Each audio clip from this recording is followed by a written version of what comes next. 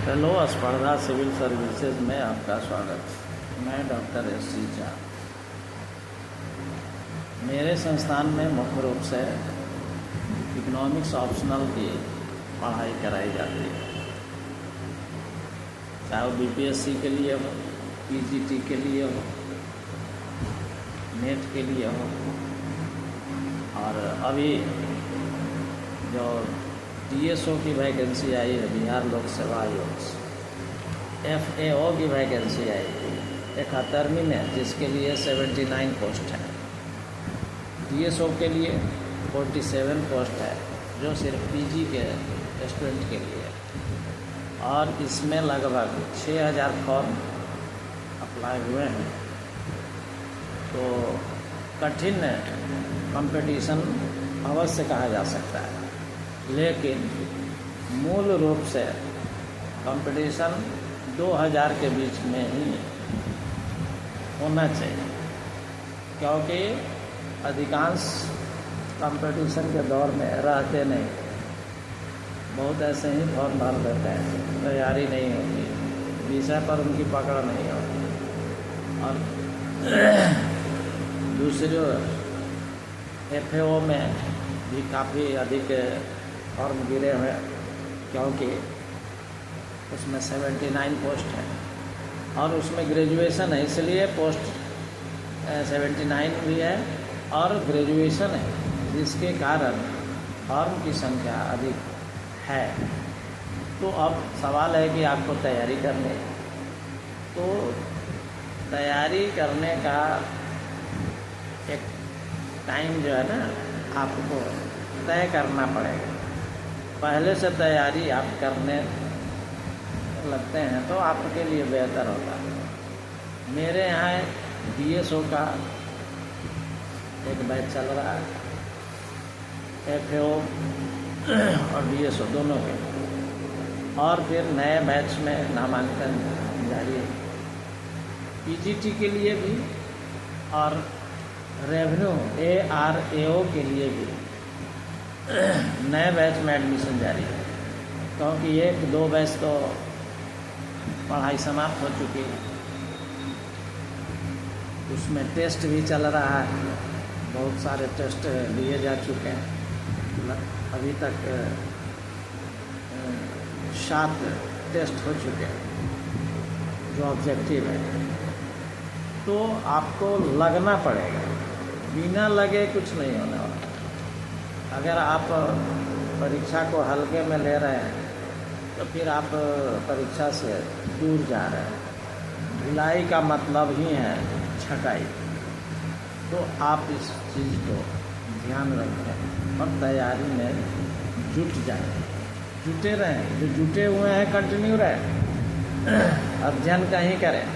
उससे कोई ज़रूरी नहीं है कि आप मेरे यहाँ ही ज्वाइन कीजिए, एडमिशन कहीं लीजिए, पढ़िए कहीं भी, लेकिन तैयारी कंटिन्यू रहे, क्योंकि जो एग्ज़ाम होगा मेंस का, उसमें काफ़ी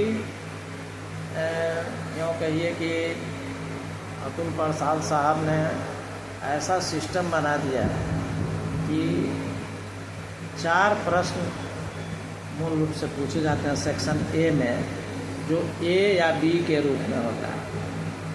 पहला प्रश्न 5 प्रश्न होते हैं 10-10 नंबर के, 50 नंबर के हो गए। दूसरा प्रश्न ए या बी रहता है, तीसरा भी ए या बी रहता है। ये सभी माइक्रो इकोनॉमिक्स, फिर इंटरनेशनल इकोनॉमिक्स और पब्लिक इकोनॉमिक्स, ये चारों सेक्शन से और बिहार से प्रायः रहता है एक क्वेश्चन। तो आपको काफ़ी गेस करना काफ़ी मुश्किल है, इसीलिए आपको कॉन्सेप्ट चाहिए। जब तक कॉन्सेप्ट नहीं है तब तक आप लिख नहीं सकते, और फिर कॉन्सेप्ट है तो आप काफ़ी बेहतर स्थिति में हो सकते। इसीलिए तैयारी चाहे ARO की हो, चाहे पीजीटी के लिए मौका मिला हो। फॉर्म अगर TRE 4 के लिए आता है तो फिर मौका कब मिलेगा। इसलिए उन लोगों के लिए भी मेरे यहाँ एक बैच तो पीजीटी का भी समाप्त हो गया, ARO के लिए भी 2 बैच समाप्त हो गए और उसमें ढिलाई इसलिए हो गई है कि कमीशन कुछ कह नहीं रहा है, कोई नोटिस नहीं दे रहा है। फॉर्म भर, नोटिफिकेशन करेगा तब छात्र आगे आए, तो ऑब्जेक्टिव भी कम कठिन नहीं होता है।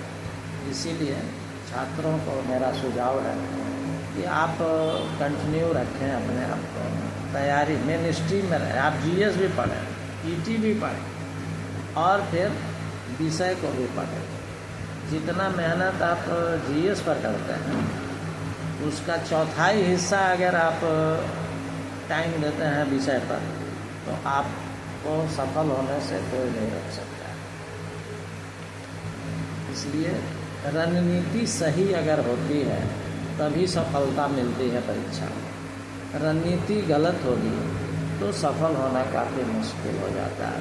इसीलिए सुझाव है छात्रों को कि अगर वे चाहते हैं कि तैयारी बेहतर करें और अगर उनको ज़रूरत है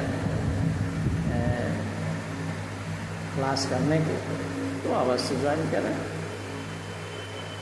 और जल्दी करें, देरी न करें, क्योंकि समय इंतज़ार नहीं करता है। तो मेरा संस्थान पटना के BM दास रोड में है, स्पर्धा सिविल सर्विसेज। मेरा मोबाइल नंबर 9934084372 है, 9934084372। तो बिना देर किए अर्थशास्त्र की संपूर्ण तैयारी के लिए, चाहे वो सब्जेक्टिव हो चाहे ऑब्जेक्टिव हो, एकमात्र विश्वसनीय संस्थान स्पर्धा सिविल सर्विसेज है, जिसने सैकड़ों स्टूडेंट को बीपीएससी में सफलता दिलाया है। हर साल कुछ लड़के नेट करते हैं, ऑडिटर में तो एक तरह से इतिहास ही लिख दिया। 50 से लगभग ज़्यादा छात्र स्टूडेंट मेरे यहाँ से क्वालिफाई किए। तो इसलिए आप बिना देर किए ज्वाइन करें और अर्थशास्त्र की संपूर्ण तैयारी करने के लिए संपर्क करें। धन्यवाद।